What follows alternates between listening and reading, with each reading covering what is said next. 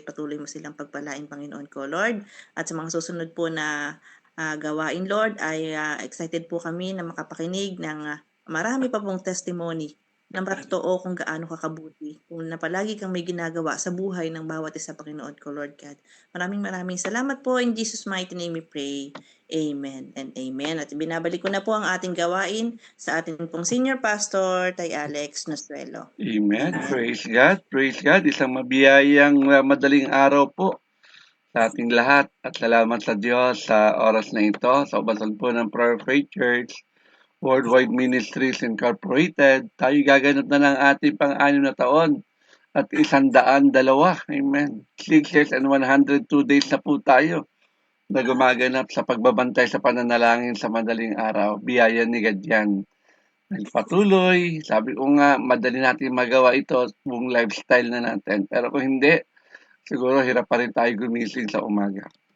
Salamat dahil gamit po natin ngayon ang platform ng Zoom, kaya mga OFW, mga ibang kamanggagawa sa iba't ibang lugar, ay nakaka-join po sa gawain po natin ngayon. At salamat sa ating mga tagapanguna sa kapahintulutan na magamit natin ang social media. Salamat, naka-Facebook Live na po tayo. Naka-join na po doon ang ating kamanggagawa, tagapanguna sa PR Parent Chapter, si Pemia Marlene Meneses. Salamat. Tunay talaga na sa lahat ng mga kamanggagawa natin na hindi rin maka-join ng madaling araw ay makakapakinig pa rin sila ng Word of God dahil naka-Facebook Live to, at salamat din kay Pastora Sandra dahil may TikTok na rin tayo. Sa araw po ngayon, June 19. Wow, praise God. Talagang masiding panalangin at pag-aayunan na tayo ngayon dahil 2 days na lang. Hallelujah. Countdown natin, 19, 20, 21. Praise God. At ang Diyos ang magpapaganap nito. At hindi aksidente, ang araw ng ating anniversary gaganapin ay araw din ng mga tatay. Oo. Ang buong mundo ay magse-celebrate ng Father's Day sa araw ng June 21. And we're praying na ma-recognize din naman natin ang ating mga ama sa araw na yun. Madalas kasi bidalag yung Mother's Day. Hallelujah. Yung Father's Day ay madalas nakakaligtaan. Kaya salamat ngayon pa lang, bago pa lang linggo ay makakapakinig na tayo ng kapahayagan ng salita ng Diyos na may kinalaman sa tatay. Ang topic na nating marinig ay tungkol ito doon sa pagiging tatay ni Noah, no? A model godly father ang ididiin sa atin ngayon. At ang tema ay, what are the responsibilities of a father? Walang iba pong gagamitin na maghahayag ng salita ng Diyos ngayon, kundi si Reverend Josie Naldosa. Sarah, it's your turn. Pinagpalang umaga po mga kapatid. Tunay nga, Praise God. tamang Pastor Alex talaga about Father's Day. Kasi Amen. marami nagtatampo ba't hindi sila na-recognize talaga puro about mother. Totoo yan. Lalo na ito tayong special na gawain sa linggo. Kaya inunahan ko na para walang masabi yung mga tatay. Kaya at Glory to pinagpalang God. umaga po mga kapatid ko na nga po ako pinagpapasalamat sa ating Panginoon Buhay dahil yung sitwasyon ko to, sabi ko nga si Lord ang bahala ang magbago. Amen. Kaya sa ngayon, may mararamdaman ako pero hindi ko to inaangkin. Ipinagkakalob ko na sa ating Panginoon Glory Buhay. to Kaya God. salamat lakasan, taglay, Yes. at tunay nga sigla talaga Yes. bumalik na sa akin.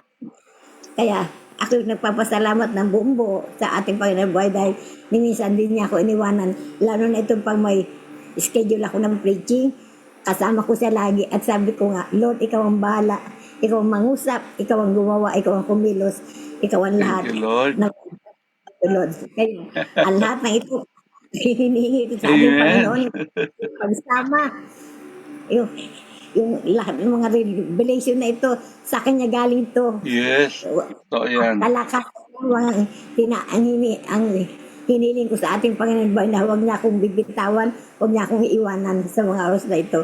Kaya, salamat sa ating Panginoon buhay. Kaya, mag-umpisa na po tayo. Pero ganun pa man, pinagpana umaga po sa lahat, lalo sa ating mga kapastoran, sa kay Pastor Alex, Thank you, sa lahat Lord. ng mga kapastoran Good na maka-join morning. na, kay Bishop Rose.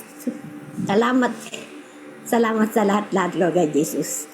At sila ay ang Father din is Father Thank din you, thank sila. you. Ikaw pinakamagang bumati. Kaya, salamat. Praise God. Kasi, meron kasi talagang nagtatampo dahil kailangan nire-recognize sila. Kaya, samahan niyo ako magpagbuklatan sa ating konteksto na babasa po sa Hebrew 11 verse 7 at sa Genesis 6 verse 9. Ito pong sinasabi, napakabuting tao ni Noe. Siya na lamang ang natitirang matuwid ng panahon iyon. Palibasay, namumuhay na kasama ang Diyos. Amen. Siya may 3 anak na lalaki, sila Sem, Ham, at Jopet. Sa Hebrew 11 verse 7, dahil sa pananalig sa Diyos, pinakinggan ni Noe ang babala ng Diyos tungkol sa mga bagay na mangyayari na hindi pa niya nakikita. Ganon, gumawa siya ng 100 daong upang siya at ang kanyang sambahayanan ay maligtas. Sa pamamagitan nito, hinatulan niya ang sanlibutan at isa ibinilang na matuwid ng Diyos dahil sa kanyang pananalig. Amen. Tayo po lahat ay manalangin. Father God in heaven, Lord Jesus, Holy Spirit, Lord, salamat po sa pagsama mo sa akin sa umagang ito, sa pagbibigay ng pribileyo, Lord, na makatayo sa iyong harapan, Lord, Praise God. sa at ikaw makita ng mga kapatiran at nawa magrema ito sa kanilang mga puso, Lord God Jesus, at malakaran, Panginoon, lalo na ito nalalapit na Father's Day, Lord God Jesus. At ang lahat na ito, Panginoon, ay hinihiling ko sa iyo na ikaw makita at ikaw magbigay ng kaluguran sa mga kapatiran, Lord God Jesus, lalo yung mga naka-join sa Don Watts na ito at sa mga sa Facebook live, Lord God Jesus. Ikaw ang makita nila, ikaw ang mapasalamatan, Lord God Jesus. Salamat po ng marami at lahat ng ito, Panginoon, ay buong puso ko ipinagkakalob sa iyo sa umagang ito at ikaw nawa ang kumilos, Lord God Jesus, in behalf, Lord God Jesus. Salamat, Lord, kasi hindi ko ito magagawa kung hindi mo ako sasamahan, Lord. Sa iyo po, ang lahat ng ito, in Jesus' name, Amen. Amen. Ang akin pong topic, sabi nga, a father Noah, a model of godly fatherhood. At ang aking pong tema, what are the responsibilities of a father? Being a father nowadays is a difficult task, di po ba? Napakahirap talaga. A father, napakahirap ang maging ama, ang magpakaama sa mga anak at sa pamilya. May mga responsibilidad na dapat ay natutupad ng isang ama. Amen. Dapat ay pagmamahal na buo sa puso na naibibigay sa kanyang pamilya. Amen. Sa sambahayan niya. Ang pagiging protektado niya sa pamilya at pagiging provider at pagiging kapartner ay dapat maibigay niya sa kanyang pamilya. Ang isang ama ay may katangian din na dapat makita sa kanya. Siya yung nagagalit agad pag ang grades ng anak sa school ay bumababa na o may bagsak pa, di po ba? May bagsak na test paper. Ang ama ang palagi nagmamadali sa pag-almusal. Baka malate sa office work, sa kanyang lakad o sa meeting. Palagi siya nagmamadali na makaalis ng bahay. Ang ama, ang halos baligtarin ang bulsa, ang laman ng wallet, maibigay lamang sa family, sa mga needs nila. Di po ba? Ang ama ang siyang nag-aabot ng kamay na kanyang anak na babae sa lalaking napapangasawa ng anak. Hindi naman niya kaano-ano yun, pero pag nagkaapo, the best na sa lahat, ang apo niya, walang makapara. Ganun po ang ama, di po ba?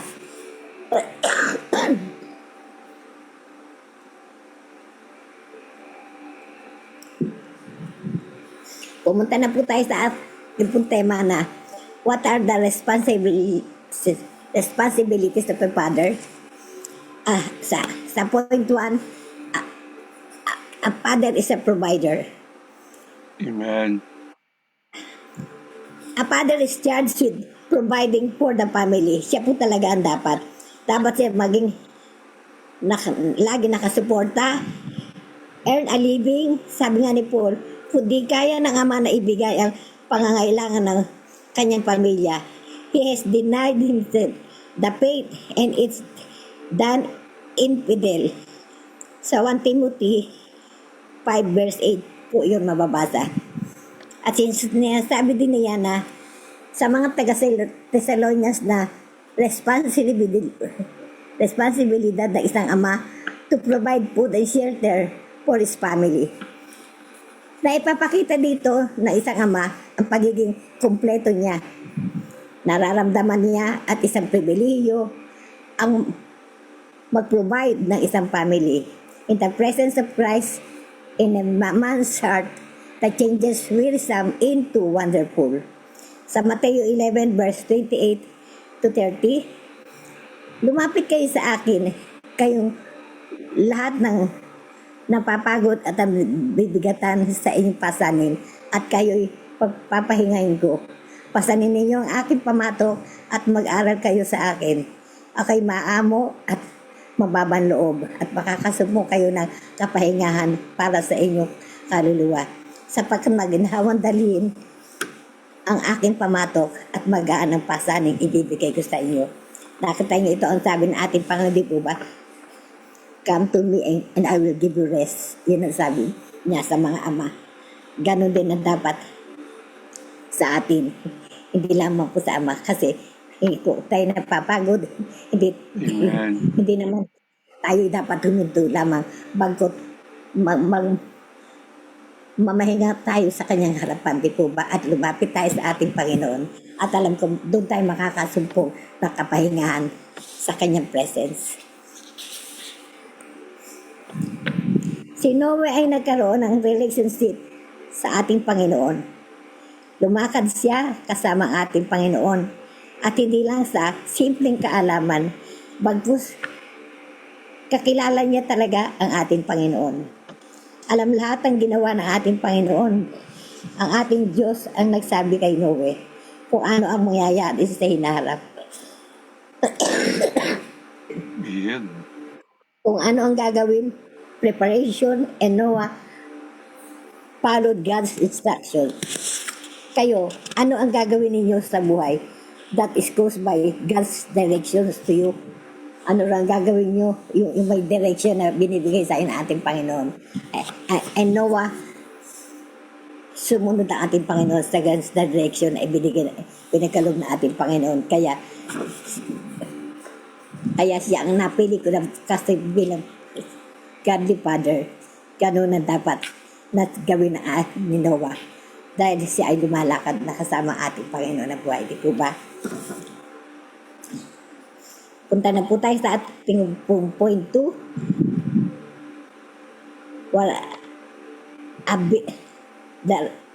The responsibilities of a father ay to be a partner. A partner daw. Maging partner natin ang ating Panginoon. Noah acted upon what God said. Lahat ng gagamitin, sinabi ng Panginoon sa paggawa, inihanda niya na paggawa ng daong. Kumilos siya para mailigtas sa kanyang pamilya. Mababasa po natin po yun sa Genesis 6 verses 14 to 22. Hindi ko na po babasahin dahil alam niyo naman Amen. nandun ang kabuuan po talaga nung paano ginawa yung daong. Kaya nga napakabuti ni Noah, di ba? Hindi siya nagreklamo, hindi siya nag-question sa ating Panginoon. Basta sumunod lamang siya. Hindi po sa pilitan yun. Puso siyang sumunod sa Amen. ipinapagawa na ating na buhay. Ganun po ang isang godly father. Sumusunod, hindi nagko-complain. Basta gawa muna ang lahat. Kasi ito ay magkasamang pagmamahal. Pagsunod sa ating Panginoon buhay. Praise God. At ay, dito ay isang long-term project. Ang kailangan dito ay isang long-term project. Yung pangmatagalan, pagtatrabaho, a very well planned, pinaplano, hindi basta-basta. Kasi involved dito ay ang buong sambahayanan niya. At maging close sa pamilya na ang dapat talaga. Si Noe ay ganito ang naging takbo ng buhay nila. Laging kapartner ang kanyang pamilya. Amen. Ang mga sa ngayon, lalo na yung mga successful in life, sad to say, nababaling na ang paningin nila sa iba. Di po ba? Kaya nga, nag-work ang isang ama ay para sa pamilya. Priority ang pamilya dapat. Si Noe ay ganoon ang ginawa. Ang kasama ni Abi, ang kanyang sambahayanan bilang ama sa kanyang mga anak. Lahat ay pinagandaan niya sa utos din ng amang nasa langit. Amen. Lahat ay gagawin ng isang ama dahil sa pagmamahal sa kanyang pamilya. Hindi maitatayo ang isang bahay kung walang haligi. At ang isang bahay kadalasan, 4 ang haligi para matibay at matatag. Dito iwilangis na ang isang ama, matibay, matatag, at matigas ang paninindigan. Yun. Pasensya na po talaga. Pero Okay kaya lang to, po. Amen, amen. kaya kasama ko si Lord eh. Praise Kaya, God. kaya hindi tayo pwedeng huminto. Thank you, Lord. God is good. Punta na po tayo sa akin pong poetry. Anong responsibilities ng isang ama? A pattern. Karaniwan sa mga anak, lalo na ang lalaki, ang gusto ay kung ano ang ama ay ganun din siya, di po ba? Amen. Ini-idolize ba ang ama? Sumusunod siya sa yapak ng ama. Ang mga anak ni Noe ay ganoon ang mga ginagawa. Lahat sila ay napabuti. Lahat ay naglingkod sa Panginoon. Suportado sila mula sa maliit na pangangailangan hanggang sa pinakamalaki. Oh, yeah. Kasi faithful si Noe sa Panginoon. Lahat ay nang ipagawa, iutos, wala silang reklamo. Lahat na naging successful sa harapan ng Panginoon. Dapat ang sambahayanan ay nakakakilala sa Kanya.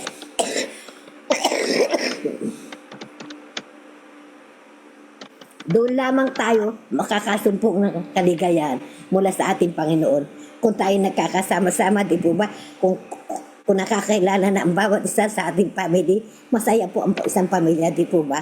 At tunay nga po ng ating banner song na, as for me and my household, we will serve the Lord.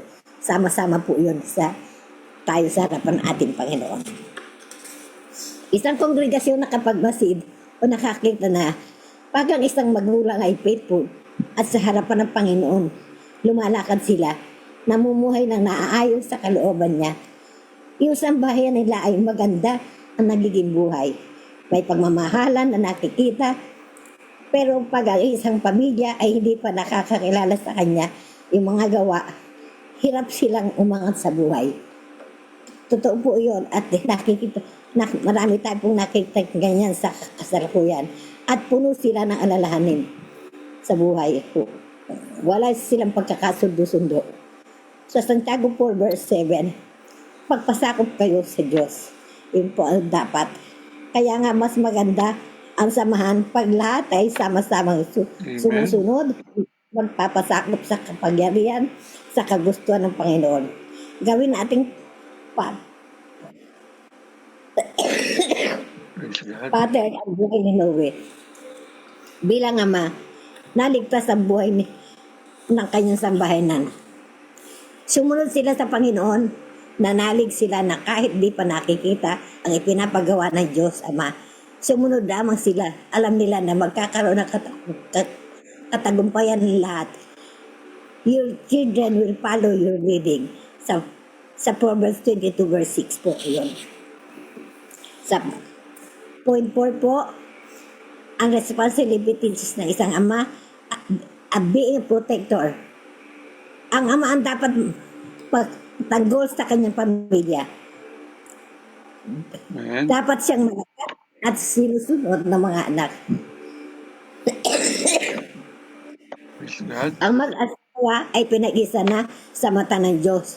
Dapat ay magkaroon sila ng pagsusunuran, pasakop sa isa't isa.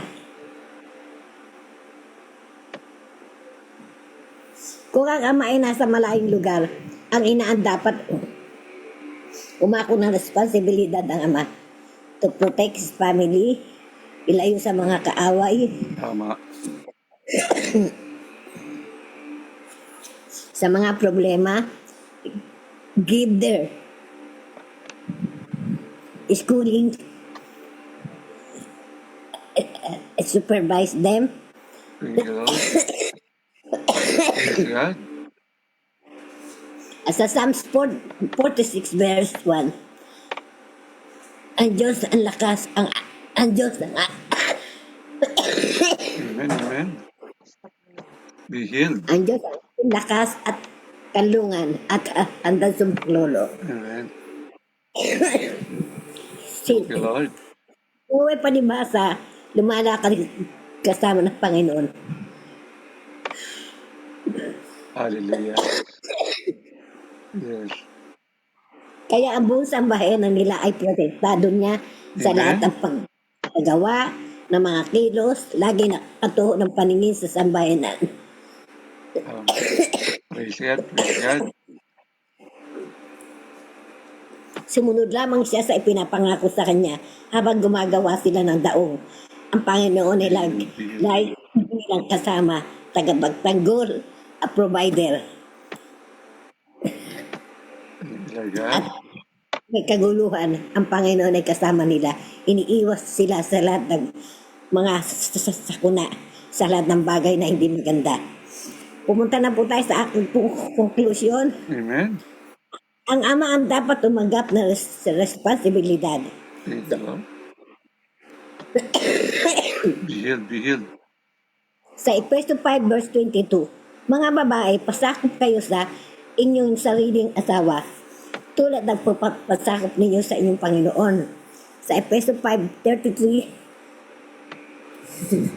subalit ito'y tumutukoy doon din sa bawat isa sa inyo. Mga lalaki, mahalin ninyo ang inyong asawa. Thank you, Lord. Gaya ng inyong sarili. Mga babae, igalang ninyo ang inyong asawa. At ito ang sabi pa po sa Bible about tungkol sa mga tatay. Be healed. Be Ano healed. ang sabi na ating Panginoon, I will be a father for you and you will be my Thank you, Lord. sons and daughters, says the Lord Almighty. At ang magandang balita, Amen. don't forget, we are all God's children. Yun Praise po ang God. magandang balita. This Father's Day, the Lord is a father to everyone, including your own daddy, tatay, and papa. Sa Proverbs 1 verse 8, anak ko, dinggin mo ang turo na iyong ama at huwag mo pabayaan ang kautusan ng iyong ina.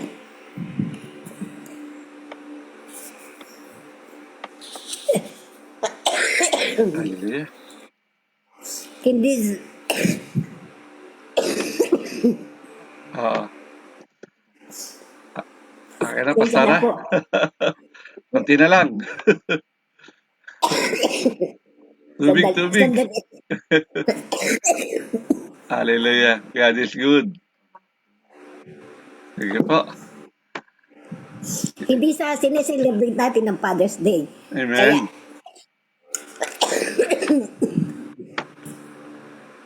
Sige po. Ako na, magtuloy, Pastora.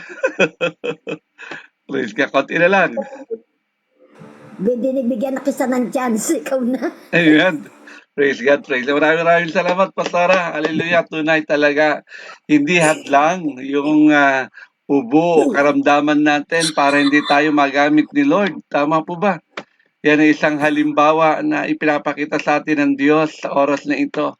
At diyan natin nakilala si Reverend Josie Naldosa. Amen. Kahit na siya'y nahihirapan ay ano kaya ikakatwiran pa ng iba na hindi makadalo sa ganitong gawain. Tama po ba? Ano kaya ikakatwiran pa nila? Marami silang ginagawa. Okay? Sa ginagawa lang, talagang mas marami si Pastora Josie. Dahil alaga niya si Pastor Rudy at si Pastora, alam naman natin yung hindi lingid at dami pang apo. Amen, ang lalaki pa ng mga apo. Biyaya ni Lord. Pero salamat, Pastora, dahil ah, ikaw pala ang unang-unang nagpahayag ng tungkol sa pagpapahalaga sa mga tatay. Okay, at napili mo si Father Noah as a model of a godly fatherhood. Okay? At pinakita sa atin ngayon ang ating tigapagayag ng salita ng Diyos, yung mga responsibilidad ng isang godly father. Amen? At idiniin sa atin na kailangan siya ay provider. Kasi sa panahon natin ngayon, maraming mga tatay ay nakatuon lang sa pagbibigay ng pangangailangan ng pamilya. Tama po ba? Kaya yun nga yung idinidiin sa atin, provider. Okay? Talaga mahalaga, talaga obligasyon talaga ng mga tatay na i-provide ang pangangailangan ng kanyang pamilya. Pero hindi lang yun ang responsibilidad ng isang ama. Tinuturuan tayo ang provider dito, hindi lang yung pangangailangan ang idinidiin ng ating preacher na si Reverend Josie. Dinidiin sa atin ng ating tigapaggayag ng salita ng Diyos ngayon ay yung magandang halimbawa ni Noah sa kanyang pamilya, sa kanyang mga anak. Na ano? Ang kanilang pananampalataya at ang kanilang pagsunod sa Diyos. Kaya yan ang dapat ma-provide ng ama, hindi lang yung pangangailangan, kundi higit sa pangangailangan, ang mga pinangungunahan nating mga anak bilang tatay ay kaning faith natin sa harapan ng Diyos ay maging faith din nila at sila ay maging tagasunod sa harapan ng Diyos. Tama po ba? Kaya yun ang napakahalaga. Kaya dinidiin sa atin bilang mga mananampalataya, sabi sa atin ng ating preacher, si Noah ay nagtayo ng arko. Not just to save his family. No? Hindi lang para iligtas ang kanyang pamilya o ang kanyang sarili, kundi para makaganap doon sa isang responsibilidad na dapat ang ama ang talagang nag-iingat, nagpoprotekta. Kaya isa-isa niya na 4 yung puntos pa kahit na inuubo pa yan. No? Katandaan natin, ang unang responsibilidad ng isang ama ay hindi lang maging provider, hindi lang tumutukoy yan sa pagkain, sa titiran o edukasyon. Bilang ama, dapat din siyang maging provider ng pagmamahal, panahon, gabay, at lalo ng spiritual na pangangailangan. Ginawa yan ni Noah. Okay? Ginugol niya ng maraming taon ang pagtatayo ng arko para matiyak niya ang kaligtasan ng kanyang pamilya. Tama po ba? Okay? Makikita natin, no? Pero yan ay bunga ng pagmamahal niya at pananampalataya din niya sa Diyos. Okay? Maging ang ating Panginoong Hesus din naman, nagbigay din ng spiritual na kapahingaan sa mga lumalapit din sa Kanya. Bilang mga ama, dapat natin akayin ang ating pamilya sa tunay na tagapagbigay ng buhay. Huwag lang tayo maging ATM sa pamilya natin. Alam niyo na ibig ko sabihin. Dahil narinig ko sa mga OFW eh. Amen. Yung salitang ATM. Okay, iabot lang natin yung mga pangailangan ng ating pamilya, pinansyal. Dapat maging provider din tayo ng oras, maging provider tayo ng pagmamahal, maging provider tayo ng pananalangin, at higit sa lahat, maging provider tayo sa kanila ng salita ng Diyos bilang mga magulang. Okay, hindi ko na dinidiin lang ang tatay bilang tatay-nanay. Kaya ang mga anak natin ay dapat lagi makarinig din sila ng Word of God sa kabila ng kasi iba ang tingin ng mga anak natin ngayon. Gusto nila, mabili ang gusto nila. Kaya kahit gabi ginagawang araw, tama po ba? Okay? Kaya mga kapatid ko sa Panginoon, ang mga anak natin ay talaga nangangailangan ng talagang higit na pagmamahal. At yan ay ang maibahagi natin sa kanilang salita ng Diyos. A father must be a partner, sabi ng ating preacher. Maraming tatay ay parang siya lang ang big boss. Hallelujah. Hindi dapat gano'n. Dapat sa pamilya ay nagtutulungan. Okay? Andiyan ang asawang babae. Dapat hindi lang siya magdedesisyon ng sarili niya. Okay? Meron siyang kapartner. Ang isang ama ay hindi dapat mamuhay na mag-isa lang sa kanyang desisyon. Siya ay may partner na asawa. Tama po ba? Nakatuwang sa pagpapalaki ng mga bata, pagpapalaki ng mga anak. Kaya ang pamilya, tandaan po natin to, hindi isang one-man show na pag may asawa, tama po ba? Dapat, pero kung ikaw ay single mom lang, talagang one-man show. Kapag nagtutulungan ng mag-asawa, ay nagiging mas matatag ang tahanan. Kaya nga sabi ng Biblia sa atin ay kapag nagkakasala ko, laging ginagamit to yung Ecclesiastes chapter 4 verse 9. Two are better than one. Amen? Kaya mga tatay, lagi, huwag sarili lang makinig sa asawa. Sa lahat ng mga pakinig ng mga tatay na kapahayagang ito. Makinig din tayo sa ating mga asawang babae. Kaya hindi lang ikaw ang boss. Okay?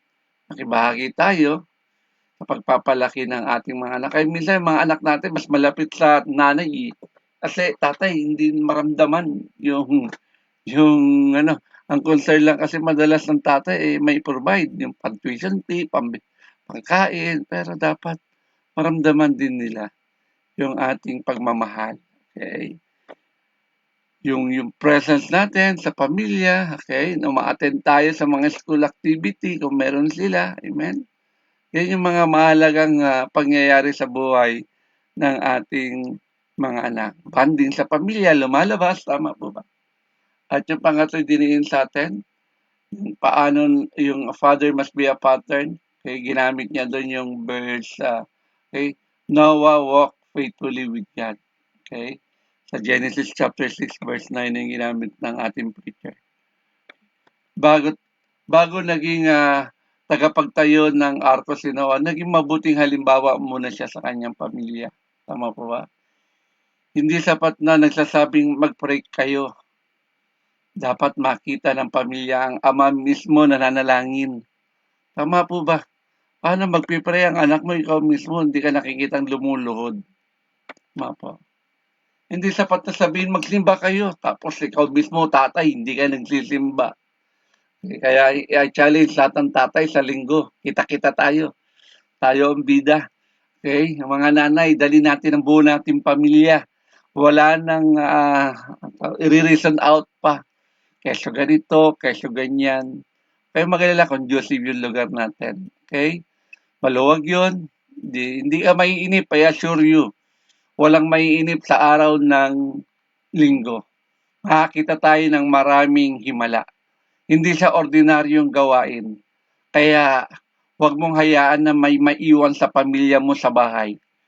Kung may sakit, dalin mo at makikita mo kung paano siya pagagalingin ng Diyos sa araw ng ating anniversary. Dahil tayo sa araw na yon, araw ng linggo, ay buong pusong nagpapasalamat sa Diyos. Tandaan niyo po, ang sino man marunong magpasalamat, yun ang laging pinagpapala ng Diyos. Ang taong hindi marunong magpasalamat, ingratitude, sila yung nagkakasala sa Diyos. Tama po ba? Kaya, it's about time, pakita natin, dali natin. Kung baby pa anak mo, bring it. Amen. Palakihin mo yan sa presensya ng Diyos. And I assure you, lalaki yan hindi magiging sakit ng ulo mo. Lalaki ang anak mo na pagpapala sa iyong pamilya. Hindi yan magiging sakitin. Tama po ba? Yan ang deklarasyon natin ngayon. Okay? Kaya join tayo, buong pamilya. Wala tayong iiwan sa bahay. Okay? Preacher nga natin yung talaga nga, konting-konti na lang eh. Hinihintay ko na lang siya mag-closing prayer eh. Pero salamat. At napagtagumpayan niya. Kachat ko pa siya ng past 10 na kagabi eh. Kachat ko pa siya. Amen. Pero salamat dahil tunay ang katagumpayan. Napatunayan naman niya na sinamahan siya ng Diyos. Tama po ba mga kapatid ko sa Panginoon?